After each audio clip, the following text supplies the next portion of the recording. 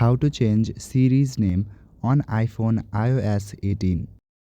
Hello everyone, in this video I'm gonna show you how you can change Siri's name on your iPhone iOS 18.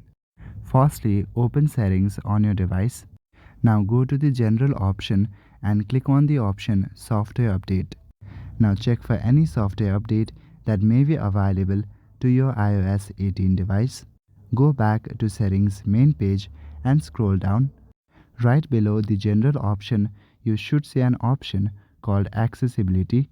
Click on it and you will land to this kind of page. Scroll down slightly.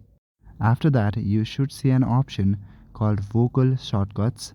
Inside, tap on set up vocal shortcuts. Now select the option continue. Now you will see different kind of options. Go to the option called Siri. Select Siri and you will need to enter command name. Here you can type in any name that you'd want to call Siri. If you shout out this name, then Siri will get activated. Now click on Go on your keyboard. Here you will need to say whatever you have written 3 times. This is to catch your voice recognition.